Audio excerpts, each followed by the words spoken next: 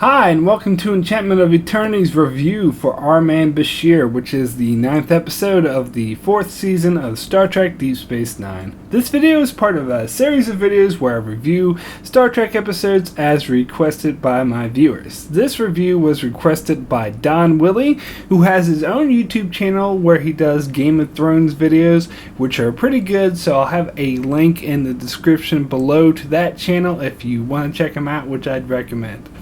So, Our Man Bashir is the episode in which, while Dr. Bashir is running a James Bond type spy program in the Hollow Suites with Garrick, a runabout with Sisko, O'Brien, Worf, Dax, and Kira returning from a mission is destroyed by sabotage just as they're about to return to the station. Eddington and Odo manage to beam them out just in time, but due to some transporter accident, they don't rematerialize, so the computer saves their patterns in the computer. And the computer automatically bunts their patterns to the Hollow Suites, so Sisko, O'Brien, Worf, and Dax and Kira's images are used for Bashir's spy program. So Bashir and Garrick are put in the position of having to run the program without allowing any of the characters to die, because if they died, the computer would erase their patterns and the officer then would essentially die. In addition, the Hollow Suite safeties malfunction, so Bashir and Garrick must risk their lives to save characters who are trying to kill them.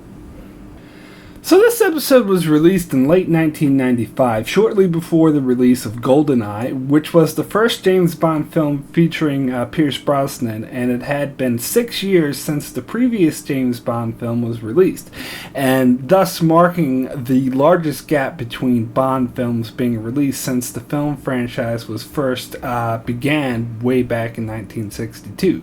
So this was seen as somewhat of a celebratory time for the Bond franchise, as it was seen as an important revival.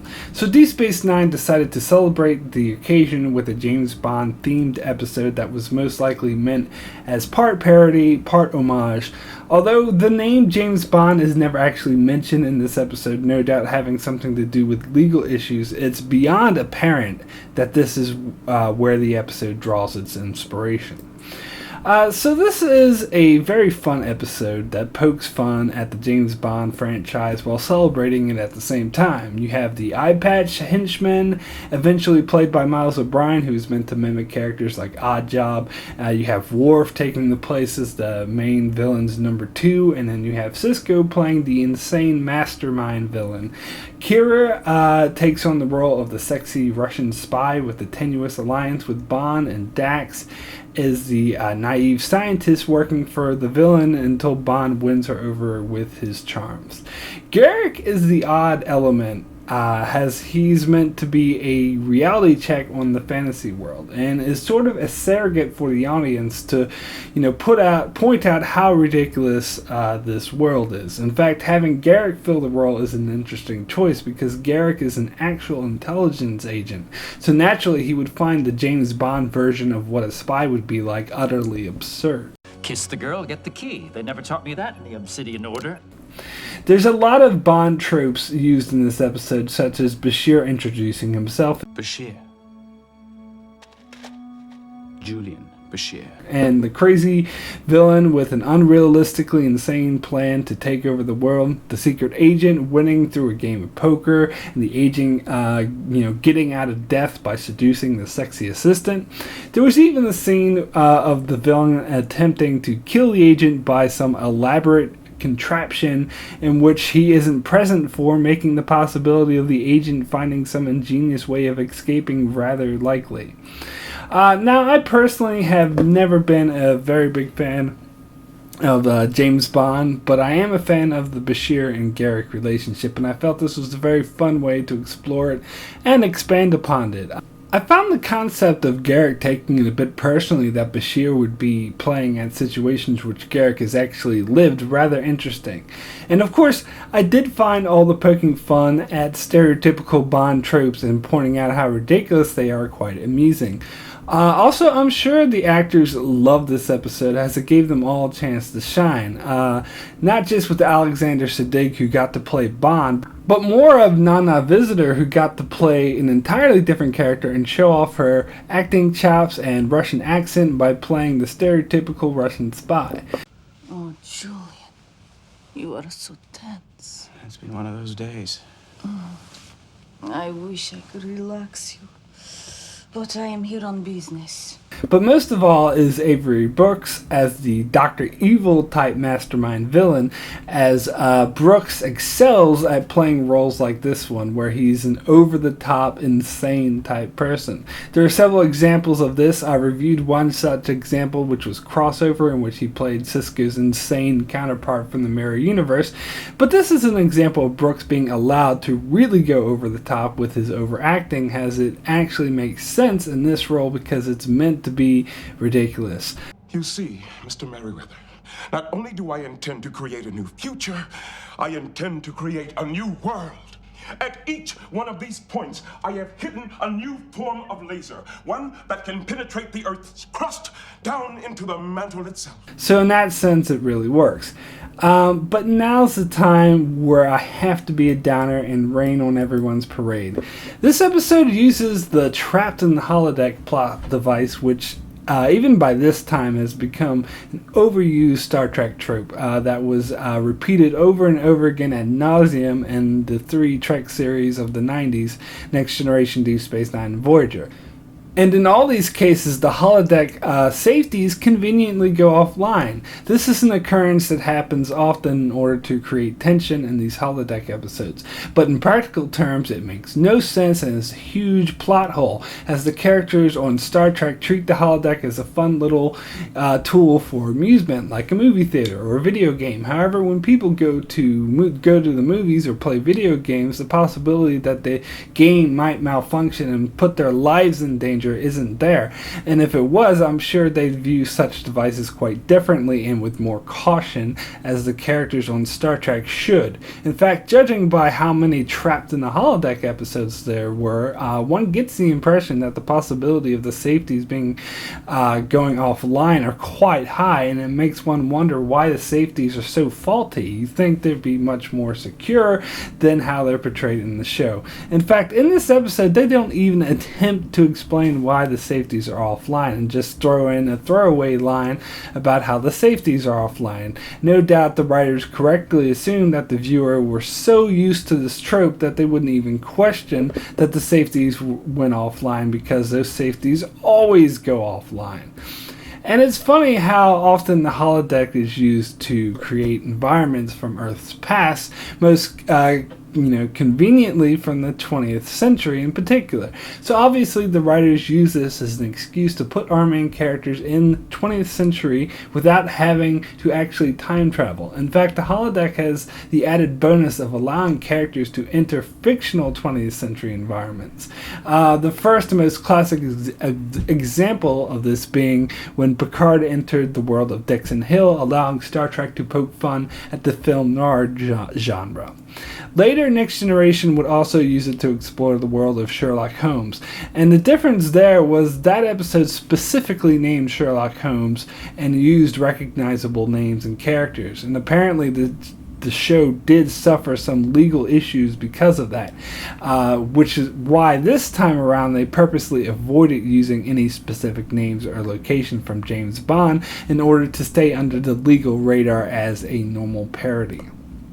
And the specific scenario this episode uses in order to put the characters in the holodeck in danger, and in order to have characters we know and love behave like Bond villains and other Bond characters, is particularly paper thin and laughably absurd.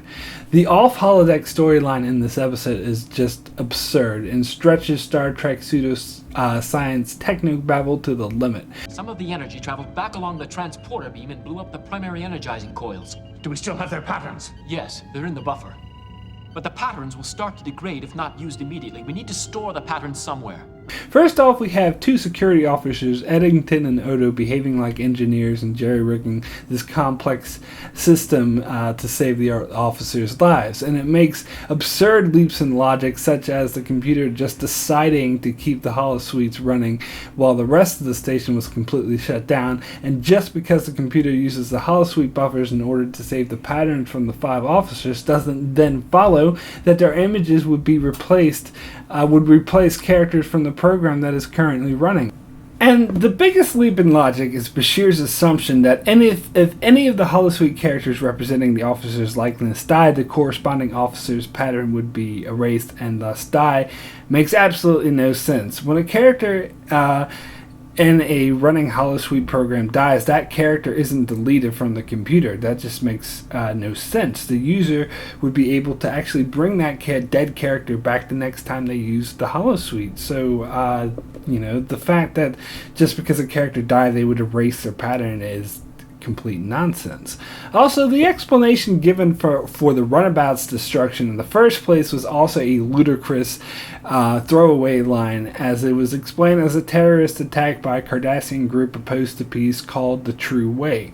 This group conveniently was never mentioned before or after this episode, and also conveniently waited until the runabout was close to Deep Space Nine to destroy it, allowing the officers on board to be safely beamed away, rather than waiting until the runabout was, say, in open space where no one would be there to help them. This is just another example of the mental gymnastics the writers have to do just so they could set up this James Bond scenario. So, you may think I'm being a bit nitpicky, but it just shows the giant leaps in logic you have to make in order to enjoy this absurd storyline. I mean, there's always the suspension of disbelief, but there are limits to that, and when you stretch those limits, it turns into plain old lazy and bad writing. The plain and obvious truth is that they wanted to do a Bond parody, and so they stretched and changed the established logic of the show in order to accomplish this, and that's all there is to it. And thus, the sense of, the stakes and the circumstances are so fake and unbelievable that it undercuts the audience's investment and the tension created in this episode. What it really boils down this episode to is a typical parody episode, such as when the Family Guy pokes fun at Star Wars, or when The Simpsons pokes fun at The Prisoner, or when Tiny Toons pokes fun at Citizen Kane. And it's more acceptable for offbeat comedies and animation to do it, since they're never really meant to be taken all that seriously in the first place. But when Star Trek, which has been established as a serious drama, does it, it seems out of place, and it undercuts the seriousness in which we are supposed to regard this series. So, my rating for Our Man Bashir is a 6 good. Despite the flaws I mentioned, this is a real fun episode where the characters and actors have fun with the situation, and in which the audience is meant to have fun with it as well and not take it too seriously, which sometimes can be a good diversion from Trek's typical serious tone. However, although this episode may be fun, it's not all that funny, as in order to get a good James Bond spoof, you're better off watching something like Austin Powers, which is why I only place this episode as slightly above average. So that's it for my review on Our Man Bashir. If there's an episode from any of the 5 Star Trek series you'd like me to review, just leave a comment below with the episode you'd like me to review, and I'll endeavor to do so. And make sure you subscribe so you can keep up with all that. And thanks a lot for watching.